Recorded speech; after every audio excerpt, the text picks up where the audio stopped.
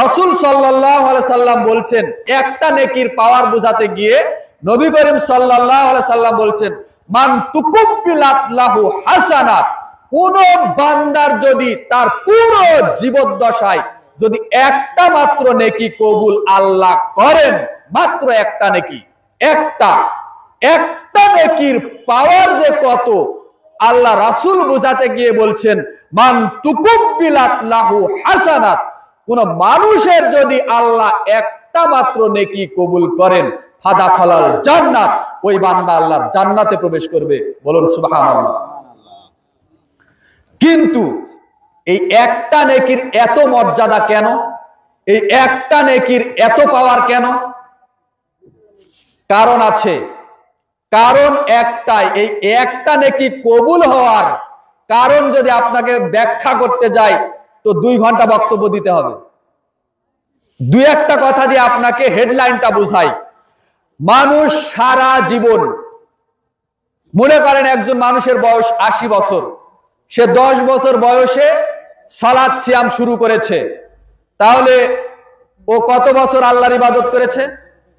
ভাই একটু কথা বলেন। 80 বছর বয়স, 10 বছর বয়সে আল্লাহর ইবাদত বন্দেগী শুরু করেছে, তাহলে সে কত বছর আল্লাহর ইবাদত করেছে? 70 বছর। এখন এই 70 বছর 5 ওয়াক্ত সালাত আদায় করেছে, 1 ওয়াক্ত সালাত কাজা করেনি। 70 বছরের মধ্যে দান সাদাকা, মসজিদ নির্মাণ, মাদ্রাসা নির্মাণ, এতিমখানা সব কিছু করেছে। 70 বছর ইবাদতের মধ্যে তার হজও আছে। কিন্তু এই 70 বছর ইবাদত করেছে, মসজিদে গিয়ে আল্লাহর ঘরে 5 ওয়াক্ত ফরজ সালাত আদায় করেছে, আল্লাহকে সিজদা করেছে। এই ব্যক্তি এই 70 বছরের মধ্যে আবার মাজারে গিয়েও সালাত আদায় করেছে, মাজারে গিয়েও সিজদা দিয়েছে। বলেন তো এর নেকি আছে? আছে? তাহলে বর্তমানে মনে হয় বাংলাদেশে এরকম মানুষ নাই। আছে? আপনি চট্টগ্রাম যান, বাইজিদ বোস্তামির মাজার আমি স্বচক্ষে দেখে এসেছি। আপনি সিলেটে যান, শাহজালালের মাজার স্বচক্ষে দেখে এসেছি। আপনি ওই যে খুলনায় যান, খান জাহান আলীর মাজার, খান শাহজাহান না জাহান আলীর মাজার, সেখানে যান, হাজার হাজার মানুষ মসজিদেও সালাত আদায় করছে, আবার শাহজালালের মাজারে গিয়েও সালাত আদায় করে আল্লাহর কাছে সন্তান চাচ্ছে, রোগ মুক্তি কামনা করছে, চাকরি চাচ্ছে, কি মায়া কান্নায় না কান্নাকাটি করছে। বলেন তো মাজারে সালাত আদায় করা, মাজারে সিজদা দেওয়া, এটা শিরিক নাকি? শিরিক। তো যে ব্যক্তি আল্লাহর দাসত্ব করে, মসজিদে সালাত আদায় করে, আবার শাহজালালের মাজারে গিয়েও সিজদা দেয়, বলেন তো এই ব্যক্তি কি মুসলমান? এই ব্যক্তি কি মুসলিম? এই ব্যক্তি তো মুশরিক। এর মধ্যে আর একটা হিন্দুর মধ্যে কোনো পার্থক্য নেই। যারা দেবী দুর্গার কাছে গিয়ে সিজদা করে, অং নং নমো নমো নং নং নমস্যব যারা করে, এদের মধ্যে আর মুসলিম নামধারী আল্লাহকেও সিজদা করে মসজিদে গিয়ে, আবার মাজারে গিয়েও সিজদা করে, এই হিন্দু মুশরিক আর এই মুসলমান হয়ে এর নিজেও মুশরিক। এর মধ্যে আর হিন্দুর মধ্যে কোনো পার্থক্য নাই। তাহলে মাজারে সিজদা দেওয়া এটা হলো শিরকে আকবার। যদি শিরকে আসগার হতো, যদি ছোট শিরক হতো, তাও বলতাম যে ছোট শিরক। তো মাজারে সিজদা যারা করছে এদের কি নেকি আছে? শিরক করলে কোনো নেকি থাকে না। একটা নেকির পাওয়ার কেন এত? খুলুন এই যে কোরআন মাজিদ, এর মধ্যে একটা সূরা আছে সূরাতুল আনআম। এই সূরা আনআমের 88 নম্বর আয়াত খুলে দেখেন। আল্লাহ বলছেন, ওয়ালা ওয়াশরাকু লাহাবিতা আনহুম মা কানু ইয়ামালুন।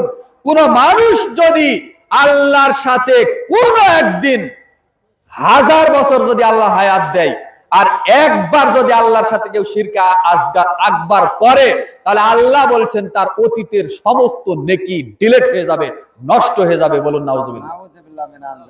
তো এই ব্যক্তি 70 বছর সালাত আদায় করে ও মুশরিক কেন?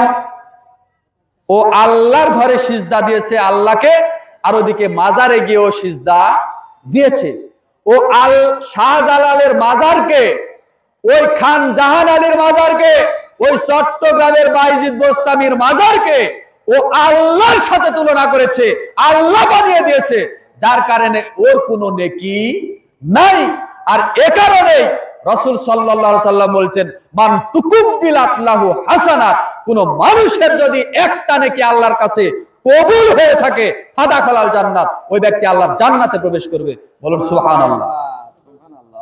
একটা নেকির এত পাওয়ার কেন? মানুষ শিরকও করে, আবার বিদআতও করে। বিদআতি আমল মানুষের ঠেকিয়ে দেয় পিছনের দিকে, আর শিরক ঠেকিয়ে দেয় পিছনের দিকে, বিদআত ঠেকিয়ে দেয় মানুষের আমল সামনের দিকে। অর্থাৎ তৎক্ষণাৎ যে বেদাতি আমল চালু আছে সমাজে মানুষ করে, এই বেদাতি আমল করলে আল্লাহ রাসূলকে অপমান করা হয়, আর শিরক করলে আল্লাহকে অপমান করা হয়। আর আল্লাহকে অপমান করলে বান্দার কোনো নেকি থাকবে না, সব নেকি ডিলিট হয়ে যাবে, নষ্ট হয়ে যাবে। আর বেদাতি আমল করলে আল্লাহ রাসূল তাকে সুপারিশ করবে না, হাউজে কাউসারের পানি পান করাবে না।